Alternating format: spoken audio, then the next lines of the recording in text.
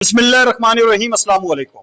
आप YouTube channel और Facebook page देख रहे हैं। मैं गुलाम मुस्तफ़ा आपकी खिदमत में हाजिर हूँ। उम्मीद है आप लोग जहां भी होंगे बखैर वाफियत होंगे। 20 अगस्त साल 2026 का बाकायदा आगाज होने जा रहा है। 3 अहम तरीन खबरें हैं जिन पर हमने बात करनी है। यमन के हूतीस की जानब से सऊदी अरब के ऊपर और सऊदी अरब की हमायत याफ्ता जो फोर्सेज हैं उनके ऊपर जो अटैक किए गए और ताबड़तोड़ हमले हुए, बहुत ज्यादा नुकसान हुआ और बड़ी तादाद में शहादतों की इतलात मौसूल हुई। तो उसके ऊपर जो है वो मुकम्मल अब स्टेटमेंट सामने आ गई है और ये स्टेटमेंट भी जो यमन के हूतीस के सरबराह हैं फौजी, उनकी जानब से बाकायदा बयान ये सामने आया। इसकी तफसील आप लोगों के साथ शेयर करनी है और इसके साथ साथ हम बात करने जा रहे हैं कि मक्का दिफाई मुआहदा जो है वो अब मजीद एक्टिव होने जा रहा है और उसके अंदर जो है वो मजीद एक आम तरीन मुल्क जो है उसकी बाकायदा शमूलियत अब होने जा रही है।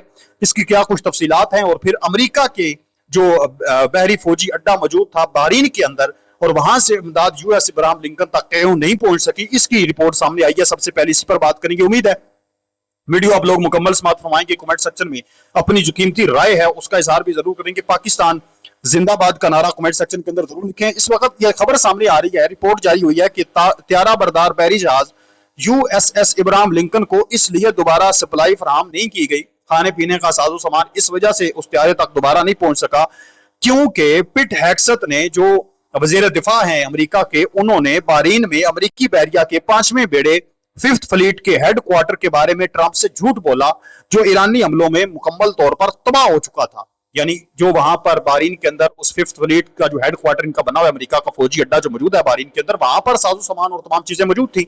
वहां से जो है वो यूएस इब्राहिम लिंकन तक पहुंचाई जानी थी। लेकिन हुआ ये है कि पिट हेक्सत ने झूठ बोला ट्रंप के साथ, बताई नहीं उसको कि वहां पर तो हर चीज तहस नहस होगी है, ईरान ने उसके ऊपर झुल्लू फेर दिया, ईरान ने उसको तबाह करके रख दिया है। ये ऐसी इतलात सामने आ रही हैं और कुछ इतलात है कि मुकम्मल वो तबाह नहीं हुआ था, थोड़ा बहुत तबाह हुआ था। यही वजह है कि खाने पीने का साजो सामान फिर यहां से इब्राहिम लिंकन पर नहीं पहुंचा एयरक्राफ्ट के ऊपर और उन्होंने शिकायतें लगाना शुरू कर दी कि हमारे पास तुम्हारा तो जीना यहाँ पर हराम हो चुका है, जीना मुहाल हो चुका है, खाने पीने का साजो सामान नहीं पहुंच रहा, जिस वजह से फिर उनको वापस भेजना पड़ा। और 5000 अमेरिकन उसके ऊपर मौजूद थे, उनकी फैमिलीज, और उनकी बड़ी अजीबो गरीब किस्म की सूरत हो चुकी थी और वो कहते थे कि हम खुदकुशी कर लेते हैं, छलांग लगा देते हैं। ये उनके हालात हो चुके थे।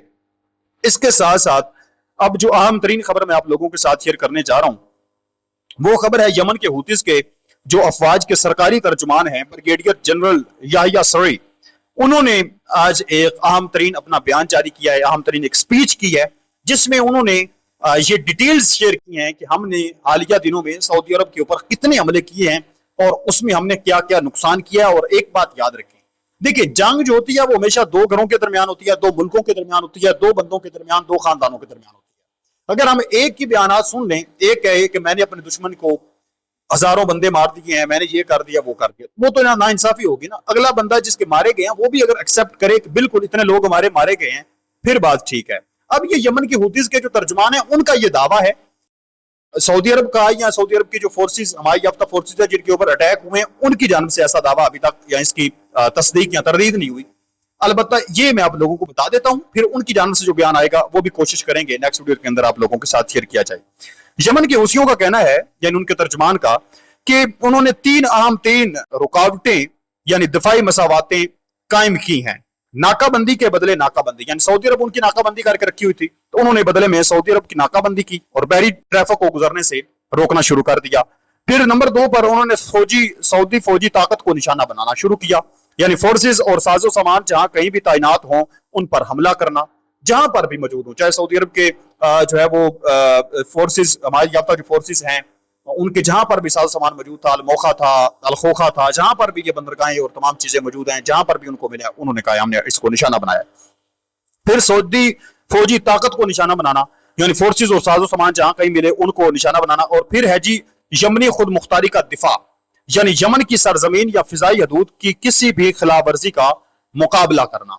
ये वो कहते हैं कि उन्होंने 3 मुआवजों पर लड़ाई जो है वो लड़ी है। और 20 जुलाई से लेकर 19 अगस्त तक की रिपोर्ट वो बताते हैं कि यमन के हौसियों का कहना है कि उन्होंने 8 सऊदी तेल बरदार जहाजों को तबाह किया है। 8 अदद जो सऊदी बरदार तेल बरदार बहरी जहाज थे उनको निशाना बनाया, उनको उनके ऊपर अटैक किया है, जिनमें से 5 बुहेरा आमर में यानी रेड सी में और 3 जो हैं वो खलीज अदन में मौजूद थे जिनके ऊपर अटैक किया गया था। اور 48 دیگر جہازوں کو واپس موڑنے پر مجبور کیا. یعنی 48 جہازوں کو تباہ نہیں کیا, ان کو واپس موڑ دیا گیا وارننگ دے کر کے ہم آپ کو اوپر اٹیک کریں گے, اگر آپ واپس نہیں موڑیں گے تو وہ واپس موڑ گئے. انہوں نے سنا ایئرپورٹ اور حدیدہ بندرگاہ پر ہونے والے حملوں کے جواب میں 9 کارروائیاں کرنے کی بھی اطلاع دی, جن میں یمبو, نجران, جیزان اور ابا سمیت مشرقی سعودی عرب میں تیل کی سپلائی کو نشانہ بنایا گیا. یہ اٹیک انہوں نے سعودی عرب کے اندر کیے. یمبو سٹی ہے, نجران ہے, جیزان ہے, ابا ہے, اور اس کے ساتھ ساتھ مشرقی سعودی عرب میں انہوں نے اٹیک کیے, جس میں سعودی یہاں پر جیزان ایئرپورٹ کو بھی ٹارگٹ کیا گیا اور ارامکو کی تنصیبات کو زیادہ سے زیادہ انہوں نے اٹیک کیا. یمن کے حوثیوں کا کہنا ہے کہ انہوں نے سعودی فوجی طاقت, ساز و سامان اور ٹرانسپورٹ جہازوں کے خلاف مزید 14 کارروائیاں کی. ان کا دعویٰ ہے کہ ان حملوں کے نتیجے میں سینکڑوں جو ہے وہ لوگ مارے گئے, شہید ہوئے, ساز و سامان اور اسٹوریج کی سہولیات تباہ ہوئی, 2 فوجی لینڈنگ جہاز ڈوب گئے. یہ اب ان کا دعویٰ ہے کہ ہم نے 2 جہاز فوجی جو ہیں وہ ڈبو دیے یا وہ جل کر راکھ ہو گئے, اور 10 سے زائد فوجی کشتیاں جو ہیں وہ ہم نے تباہ کی. یہ اب انہوں نے تفصیل جو ہے وہ جاری کیا کہ 100 بندہ ہم نے شہید کیا ہے سعودی حمایت یافتہ سعودی فورسز کا, اور اس کے ساتھ ساتھ ہم نے 8-10 کشتیاں تباہ کی ہیں, 2 فوجی لینڈنگ جہاز ڈبو کر ختم کر دیے ہیں, سٹوریج کی سہولیات, ساز و سامان, ہر چیز ہم نے اڑا دیا ہے. اب اس پر سعودی عرب کی جانب سے جو سٹیٹمنٹ سامنے آئے گی پھر وہ اس چیز کی تردید کرتے ہیں, تصدیق کرتے ہیں, میں ضرور بتاؤں گا. اس کے ساتھ ساتھ ہم نے کہا کہ سعودی مکہ دفاعی معاہدہ ایکٹیو. اب اس کی کیا کچھ ڈیٹیلز ہیں؟ اس کی ڈیٹیلز کچھ ایسی ہیں کہ پاکستان, ترکی, سعودی عرب اور مصر جو ہے چوتھا یہ ملک ہے, یعنی 3 سعودی عرب, ترکیہ اور پاکستان, یہ ان کا آلریڈی ایک میوچل ڈیفنس پیکٹ ہو چکا ہے, معاہدہ ہو چکا ہے. اب مصر جو ہے ان کے وزارت خارجہ جو ہیں وہ ان کے درمیان ایک استنبول میں ایک 4 فریقی ملاقات جو ہے وہ طے پا چکی ہے, اور خطے کی بدلتی سیکورٹی صورتحال اور حالیہ دفاعی معاہدوں کے تناظر میں یہ انتہائی اہمیت کی حامل ہے.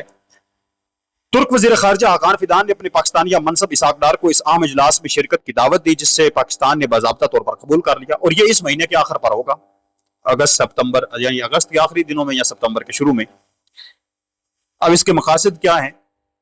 مکہ مشترکہ دفاعی معاہدے کی توسیع. یہ اجلاس 7 اگست 2026 کو پاکستان, سعودی عرب اور ترکی کے درمیان دستخط ہونے والے تاریخی مکہ مشترکہ دفاعی معاہدے کے فوری بعد ہو رہا ہے. اس معاہدے کے تحت کسی بھی ایک ملک پر حملہ تصور ہوگا. اس ملک کا ایک بڑا مقصد مصر کو بھی اس دفاعی اتحاد کا حصہ بنانے پر مشاورت کرنا ہے, اسی وجہ سے اس کو بھی شمولیت کی دعوت دی گئی ہے. پھر امریکہ, اسرائیل اور ایران کی جنگ کے باعث پیدا ہونے والی مشرق وسطیٰ کی کشیدگی اور ابن ہرمز میں بحری ٹریفک کی بندش جیسے سنگین بحرانوں پر مشترکہ لائحہ عمل تیار کرنا.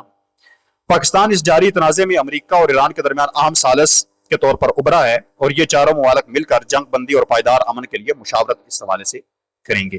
تو آپ اس تمام تر صورتحال پر ناظرین محترم کیا کہنا چاہیں گے مجھے کمنٹ سیکشن کے اندر ضرور بتائیں. ملتے ہیں ایک اور نئی ویڈیو میں, تب تک اپنا اور اپنے پیاروں کا ڈھیر سارا خیال رکھیں. نیکسٹ ویڈیو تک اللہ نگہبان. پاکستان ہمیشہ زندہ باد. بس.